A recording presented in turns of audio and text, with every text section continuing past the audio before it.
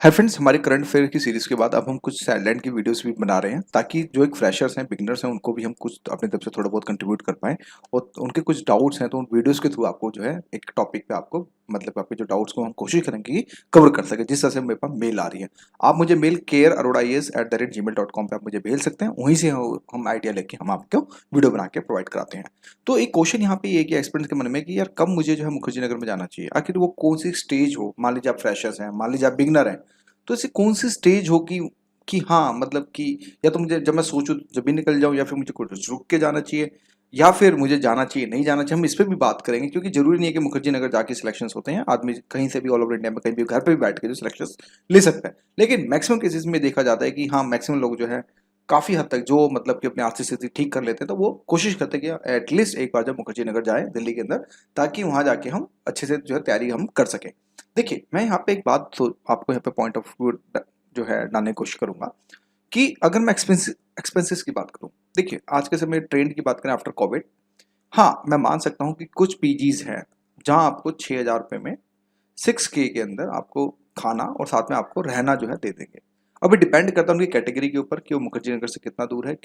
है मतलब कि क्योंकि देखिए मुखर्जी नगर तो जरा सही है, हो सकता है पीजी आपको थोड़ा दूर मिले या पास मिले, वो डिपेंड करता है लोकेलिटी के ऊपर, सोसाइटी के ऊपर कि कहाँ पे है, कितना आप मतलब कॉम्प्रोमाइज कर रहे हैं अपने रहन सहन से। तो मैं कह सकता हूँ कि ट्विन शेयरिंग बेसिस पे आपको जो 6 के बीच में 8K के बीच में आपको ठीक ठाक पीजी फॉर द बॉयज के लिए मिल जाता है। ये डिपेंड ऑन द लोकेशन होता है। प्राइवेट रूम चाहते हैं तो may be it goes around 8K to 12K, depend करता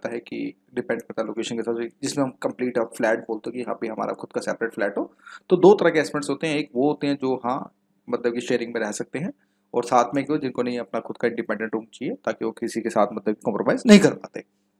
इसके अलावा आप अपना कुछ 2,000 रुपये अलग से अपना पर्सनल एक्सपेंसेस रख लीजिए, जिसमें फोटो कॉपीज हो गई, बुक्स हो गई, मोबाइल रिचार्ज हो गया, फ्रूट्स हो गए, दूध हो गया, लाइब्रेरी की फीस होगी। तो उसको भी अगर आप 2K का कंसीडर करें तो इट मे गोज अराउंड, मान के चलो मिनिमम, अगर टाइट बजट भी है तो भी आप मान के चलो 8K आपको मिनिमम इतना जाएगा। राइट। लेकिन राइट टाइम क्या है जाने का, ये तो हमने बताया पर मंथ का एक्सपेंसेस की मिनिमम आपका 8 to 9K। देखिए ये 8K बोलने का होता है, लेकिन जब आदमी जाता है तो बीमार भी पड़ता है और भी चीजें होती हैं, इधर उधर भी जाता है। तो इट में आप मोटा मोटा मान के चलो कि अगर ट्विन शेयरिंग में रहते हो 9K कहीं ना कहीं मंथली आपका जो है लगेगा, ये बात फैक्ट है। लेकिन राइट टाइम इसमें ये होगा कि अगर बात करें कि कुछ ऐसे भी देखिए आज कुछ ऐसे भी हॉस्टल्स हैं जो आपको अगर आप डिग्रेडेड करेंगे अपने, तो हो सकता है आपको सारा बजट आपका 7K में भी हो जाए कि हाँ हो सकता है आप 2,000 का कोई छोटा सा कमरा ले लें, कोई मुखर्जी नगर से काफ़ी दूर, तो वहाँ पे भी चीज़ें ऐसा नहीं है, सर्वाइव करी जा सकती हैं 4 to 5K के अंदर भी जो चीज़ें जो सर्वाइव करी जा सकती हैं ऐसा। लेकिन वहाँ पे कमी ये होगी कि वहाँ पे शायद हो सकता है आपको माहौल वो वैसा ना मिले, क्योंकि देखो दोस्तों माहौल का मतलब यही होता है जहां आपके आसपास 10 से 12 बच्चे अगर आपके यूपीएससी एस्पिरेंट वाले मिल जाए तो उसी को माहौल कहते हैं, अगर सीरियस एस्पिरेंट की हम बात करें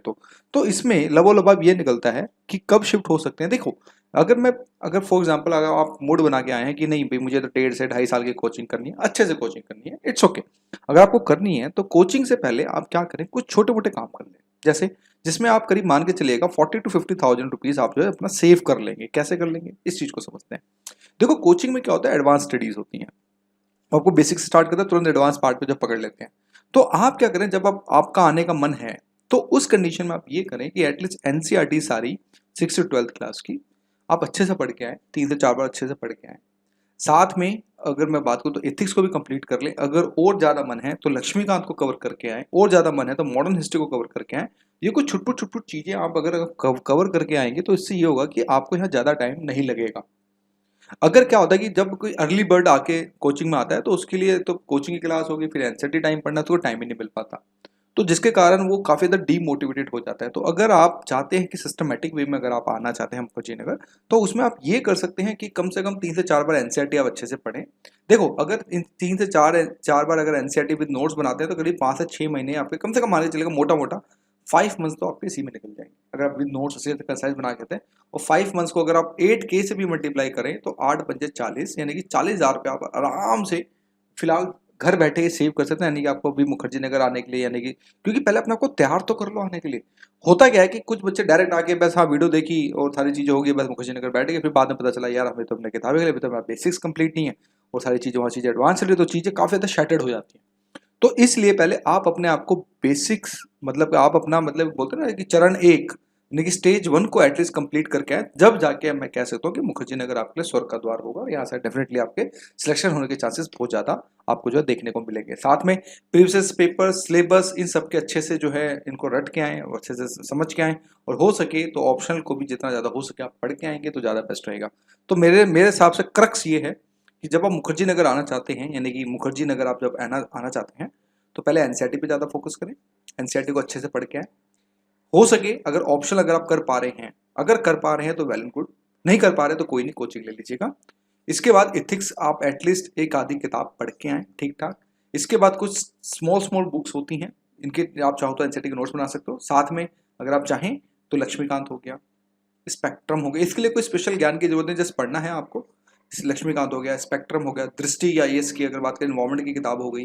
ठीक है, इन्वायरमेंट की अगर बात करें तो किताब हो गई। कुछ ऐसी किताबों को जब आप पढ़ के आएंगे, और साथ में अगर हम और अगर बात करें तो जैसे कि चलिए इकोनॉमी तो आप मान ले भी लेंगे कोचिंग वोचिंग, तो इकोनॉमी भी अगर चाहे तो पढ़ सकते हो। जब आप ये थोड़ा बहुत अगर सिलेबस करके आएंगे तो देख लीजिएगा 5 to 6 मंथ्स आपका इसी में जो है सेव हो जाएगा, तो ताकि आपको फालतू का रेंट, जिसको बोलते हैं फालतू का रेंट, नहीं देना पड़ेगा और चीजें आपकी काफी फ्रूटफुल होंगी और आप एक एनर्जेटिक भी महसूस करोगे, और साथ में कोचिंग के साथ आप आगे भी बढ़ पाओगे। क्योंकि होता क्या है, यहाँ पे हमने काफी सारे मोर देन 1000 एक्सपेंस से बात करने के बाद का एक्सपेंस बता रहा हूँ दोस्तों, कि कोचिंग में उनको जो पैसा वेस्ट इसलिए लगता है क्योंकि वो कोचिंग को पकड़ नहीं पाए। पकड़ने का मतलब ये, जैसे जैसे कोचिंग एडवांस पार्ट में चल रही थी, जिस उनको लगा कि सर अभी तो हमारा बेसिक बहुत वीक है, तो इसलिए वो बेसिक के चक्कर में उन्होंने क्लासेस छोड़ दी, तो फिर आप समझ सकते हैं चीजें गड़बड़ा जाएंगी। तो मैं आपको यहाँ पे यही बोलूंगा कि ये सब पैटर्न्स आप देख सकते हैं। देखिए मेरा काम सिर्फ एक आइडिया प्रोवाइड कराना है, ऐसा नहीं है कि मैं किसी, देखिए मैंने किसी कोचिंग का नाम भी नहीं लिया, ना मैंने किसी पीजी का नाम लिया। दिल्ली में आए, दिल्ली में आप न्यू दिल्ली रेलवे स्टेशन उतरे, वहां से मुखर्जी नगर आ जाए मेट्रो पकड़ के, ठीक है, मुखर्जी नगर आ जाए, वहां आपको 3600 पीजी वाले और 3600 कोचिंग वाले आपको दिख जाएंगे। किसी को भी जाए ट्रायल लीजिए, जैसा आपको सही लगे आप वैसा कीजिएगा। तो दोस्तों यही था, जस्ट मुझे ओवरऑल एक आइडिया प्रोवाइड करना था, ताकि मैं आपको लोगों को छोटा सा एक आइडिया प्रोवाइड करा सकूं और चीज़ों को जो है थोड़ा सा और मतलब फ्रेशर्स को जो मैं कंट्रीब्यूट करा सकूँ। तो आज के लिए इतना ही, थैंक यू।